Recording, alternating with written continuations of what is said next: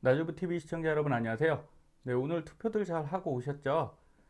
뭐 경제 상황이 안 좋고 여러 가지 변수가 있지만 우리 대선이라도 잘 해결해야 될 것 같습니다. 부디 어느 분이 될지 몰라도 잘 되셔갖고 어려운 경제지만 기운 내서 하나씩 해결했으면 좋겠습니다.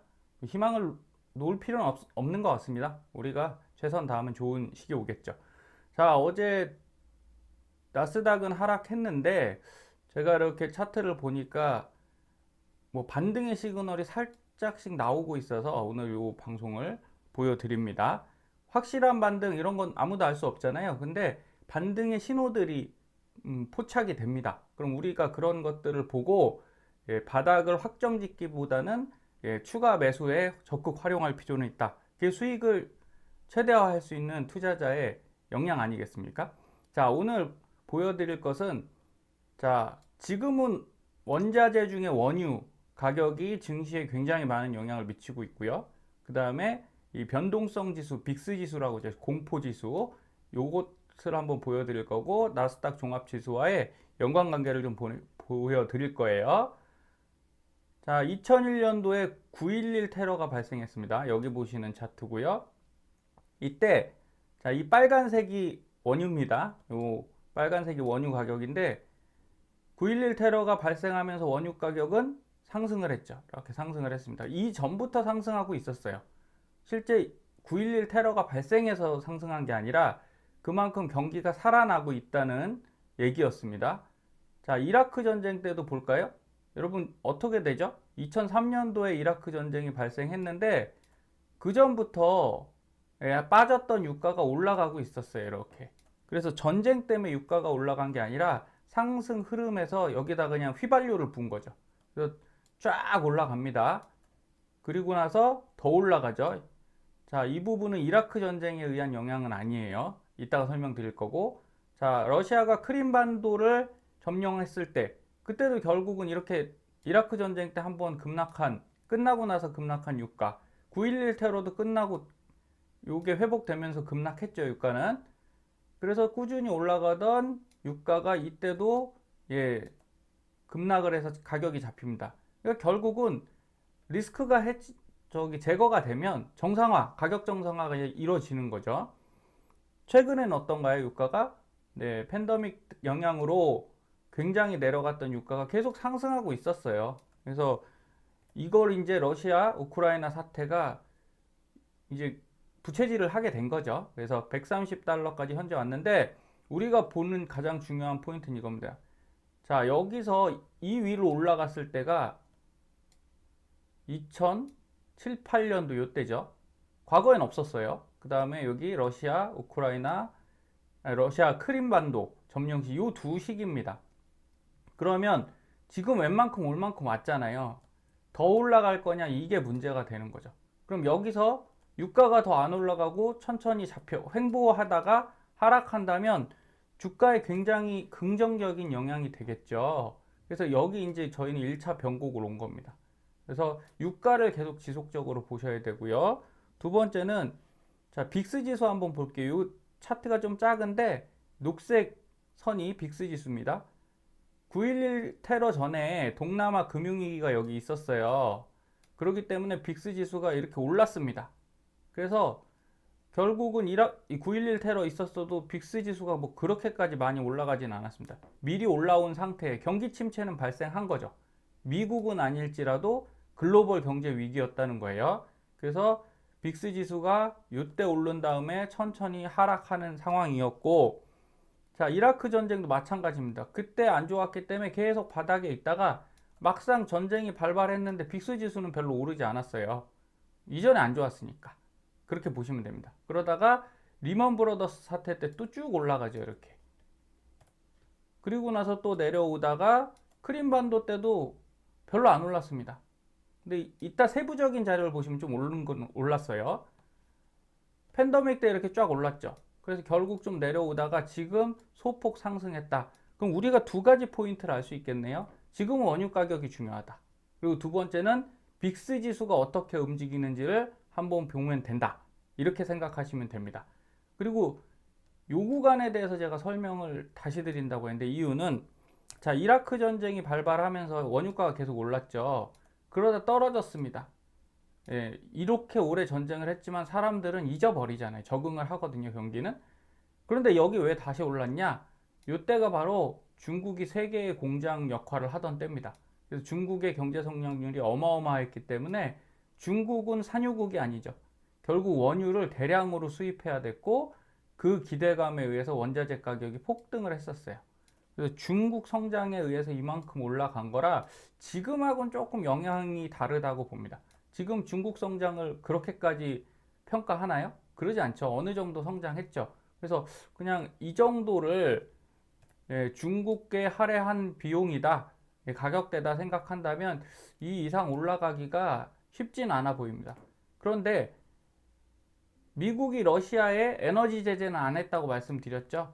이랬을 때는 더 안 올라가고 반등이 유가는 내려가고 나스닥은 올라갈 수 있는 상황이 됩니다. 그런데 만약에 에너지 쪽에 문제가 생기면 그게 안 되겠죠. 그래서 우리는 예측이라기보단 이런 상황이다.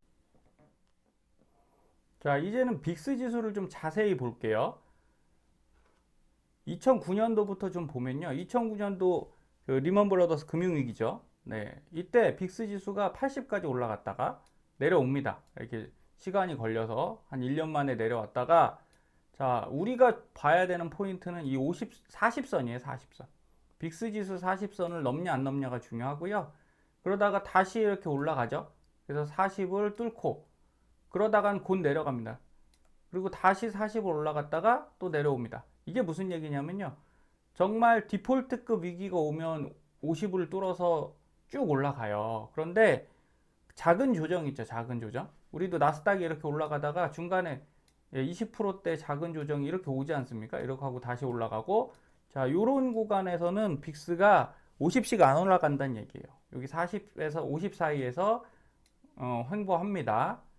자, 여기서 발생하고 2015년도에도 여기선이죠. 40선 한 번 넘었고 그 이후로는 넘은 적이 없어요.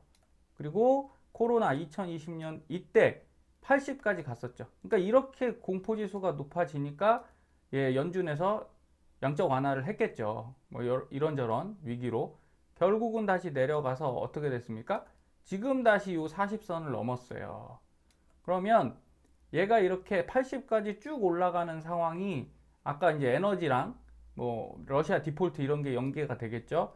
다시 온다면 주가는 급락하겠죠. 쫙 급락하지만 얘가 요선에서 다시 회복하면서 빅스가 내려가는, 공포지수가 내려가는 그림이 된다면 나스닥 반등도 가능하다는 겁니다. 그래서 이거는 2001년도 9.11 테러 당시에 국내 지수로 좀 봤는데 해외 지수는 자료를 못 찾겠더라고요, 제가. 국내 지수 볼 때, 자, 외국 투자자들의 특징이죠. 테러가 발생하자마자 9.11 테러의 그 특징은 몰랐잖아요. 이게 발생할지 모르고 그냥 바로 비행기가 세계 무역센터에다 갔다가 테러를 자행한 거죠. 모르고 부지불식간에 당했습니다. 그랬을 때 급작스럽게 코스피 지수가 하락을 하죠. 공포감에 막 하락을 했다. 이때 다 매도를 한 거죠. 그리고 나서 이 악재가 해결되니까 슬슬 올라서 다시 회복해서 그 이상을 갔잖아요. 네, 이렇고요. 자, 이라크전은 조금 얘기가 다르죠. 이라크전은 미리 전쟁 결정을 했습니다. 부시 대통령이 2003년도 10월 1일 날 전쟁 결정을 했어요. 근데 벌어지지도 않았죠. 벌어지지 않았지만 하락을 합니다. 자, 결국은 악재가 딱 반영되는 순간 무조건 오르는 건 아니라 하락을 하는 거죠. 하락을 하다가 다시 급등하는 구간이 나와요. 그걸 다 회복해서 급등을 했는데 이때도 전쟁 아직 안 한 거죠. 전쟁은 이때 시작했습니다. 공격 개시. 그 뒤에는 어떻게 됩니까? 또 떨어져요. 그래서 우리가 상승을 했다라고 말하는 구간이 이런 구간들이 급반등이 나오거든요. 그래서 지금도 제가 나스닥을 반등을 얘기하는 이유는, 자, 이전 전고점인 16,000포인트 이상을 다 넘어서 그 이상 올라가냐, 그것까진 제가 장담 못합니다. 경기 상황에 따라 다른 거고. 그런데 이제 이런 어쨌든 공격 개신 했잖아요. 그런데 우리는 이렇게 반등이 안 나오고 있는 거죠. 계속 내려가고 있고요. 이거는 글로벌 경제 위기까지는 아니더라도 경기 둔화에 대한 우려감입니다. 아직 회복 안 되고 있고, 그럼 요 구간도 못 지났으니까 요 구간이 올 수 있다. 이렇게 명심하시면 좀 좋으실 것 같아요. 그러니까 꼭 참고해 주십시오. 이제 반등한다고 했으니까 계속 올라간다 이런 얘기 아니고요. 자, 그럼 그 신호를 어디서 볼 수 있냐면, 자, RSI 제가 말씀드렸던 다이버전스에서 볼 수 있습니다. 그러니까 RSI도 많이 보셔야 실력이 늘어요. 다이버전스 한번 다시 말씀드리면요. 주가가 이렇게 상승 시에는 올라갑니다. 앞존보다 왼쪽보다 오른쪽이 주가가 올라가는 게 당연한데, 그럼 보조 지표도 이런 식으로 올라가야 된다는 거예요. 그런데 떨어진다. 이런 경우는 이상한 거죠. 이상 신호 포착이 된 겁니다. 그래서 약세 다이버전스는 올라가야 되는 그 보조 지표의 수치가 떨어진다. 그러면 요건 하락으로 갈 수 있는 다이버전스가 되는 거고요. 자, 하락 시에 그럼 주가가 당연히 우측이 더 낮겠죠. 이렇게 내려오겠죠. 그러면 RSI의 값도 당연히 이렇게 하락해야지 정상이에요. 그런데 이게 올라갑니다. 그럼 또 이상징후죠.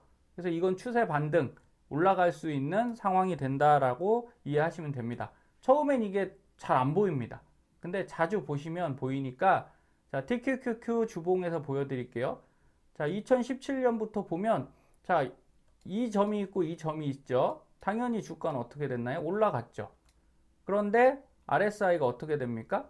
여기서 이쪽이 더 올라갔죠. 이건 정상적이라는 거예요. 자, 이 수치는 정상적이죠. 여기가 더 높으니까. 근데 두 번째를 보시면, 자, 이게 올라갔습니다. 근데 어떻게 됐죠? RSI 수치가 이렇게 내려왔죠. 자, 여기서부터 좀 이상 시그널을 감지를 하시라는 거예요. 그럼 이게 감지하는 순간 매도를 바로 한다? 쉽지 않아요. 그거는 불가능한 건데, 아, 하락할 수 있겠구나. 이런 하락 반전의 신호가 떴구나. 이렇게 보시고 일봉을 보셔야죠. 일봉을 보시면서 21선, 61선 이런 식으로 일부 매도 진행하시면 훨씬 이런 하락을 피해 가실 수 있는 거잖아요. 물론 전부 다 팔아라. 이거는 쉽지 않은 문제인 거 제가 알아요. 그래서 부분 매도, 일부분씩 매도해 가는 전략이 훨씬 낫다. 이렇게 말씀드리는 거고요. 자, 이후에도 뭐 계속 진행을 합니다. 근데 이제 다음 차트에서 제가 설명을 좀 드릴게요. 자, TQQQ의 과거 차트고요. 2013년부터 한 17년도까지입니다. 자, 여기서 볼 때 보통 주봉에서 보면, 주봉도 가끔 참고하십시오. 이게 큰 시세 흐름을 변곡을 알 수 있어요. 자, 여기서 상승했죠. 그런데 RSI가 하락했습니다. 그럼 바로 하락하냐? 요만큼 하락하는 거예요. 조정장이 발생했습니다. 그래서 어려운 거예요. 여기서 그럼 전량 매도하냐? 그러면 이 뒤에 상승장을 가져가실 수 없죠. 따라서 부분 매도. 여기서 이평선으로 보면 뭐 21선을 깨고 내려올 때 20% 매도하고, 61선 깨고 내려올 때 그건 일봉에서 하시면 됩니다. 주봉에서 하시면 안 돼요. 너무 느려요. 또 20% 매도해서 이렇게 물량을 줄이라는 거죠. 그리고 다시 이렇게 상승합니다. 전체 추세는 상승이 맞아요. 여기까지만 보셔도, 차트를 여기까지만 보셔도 어쨌든 상승은 하고 있고 S 시그널이 올라가고 있잖아요. 이런 식으로. 그래서 요건 단기 조정으로 보시는 게 맞고요. 근데 그때 당시에는 뭐 명확하게 확인할 수는 없죠. 하지만 그냥 오늘은 전체를 말씀드리는 겁니다. 그리고 나서 두 번째, 한번 다이버전스가 나와서 여기서 하락이 일어났었죠. 부분 하락이. 그리고 여기 이렇게 상승했는데 얘도 시그널이 좋지 않죠. 네, 여기보다 더 낮아졌습니다. 그러면 바로 꺾이는 건 아니라도 점점점 힘이, 상승세가 줄어들고 있다, 이런 감지를 하시면 되죠. 그럼 여기서 만약에 내가 비중을 100을 갖고 있었다면 여기서 70, 그냥 80으로 하겠습니다. 80, 여기는 60, 이렇게 해놓으시는 게 훨씬 안전하겠죠. RSI에서 그 신호가 나오는 거예요. 그런데 여기 70이 넘어서 과매수 구간이라고 여기서 내려갈 때마다 매도를 했다. 그러면 4번, 5번을 매도를 해야 되거든요. 그럼 밑에 가서 다시 사나요? 이게 사실 쉽지가 않거든요. 그래서 이렇게 다이버전스를 보고 추세를 판단하시는 게 더 정확하고, 진입 신호로는 RSI가 좋은 편은 아닙니다. 여기서 바로 다 매도를 했다. 떨어져 나왔으니까 이게 이탈했으니까 아래로 매도를 했을 거잖아요. 곧 올라가잖아요. 이해하시겠죠? 그래서 그런 부분이고요. 여기 갔을 때도 당연히 RSI가 안 좋네요. 그럼 이거 내려갈 수 있겠구나. 그래서 보통 3번 정도 주봉에서나 일봉에서나 3번 정도 하나 둘, 3번 이렇게 다이버전스 뜨잖아요. 그럼 생각보다 큰 하락이 발생합니다. 그럼 이 하락과 이 하락의 가장 큰 차이는 여러분 여기는 매도를 안 하는 게 나을 수도 있어요. 왜? 어차피 올랐잖아요. 그쵸? 이때 사신 거는 평단가가 이때 가면 훨씬 높습니다. 그런데 여기 하락은 얘기가 좀 달라요. 여기서 사셨다고 칠게요. 여기서 사셨다고 치면 결국 평단가가 거의 동일하잖아요. 그러면 지금까지 오랜 기간 매도 안 하고 버텨온 게 여기서 그냥 제로가 된다는 얘기죠. 제로. 그럼 가장 현명한 방법은 여기서 비중을 줄여 가시는 게 수익을 내시고 익절을 하시게 된 거잖아요. 그 돈 갖고 이 하단에서 다시 재매수 하시는 게 훨씬 좋다. 이 말씀을 드리는 겁니다. 그걸 어떻게 합니까? 그러니까 저희가 차트 공부를 하는 거죠. 그래서 RSI도 보고 이 차트가 어디예요?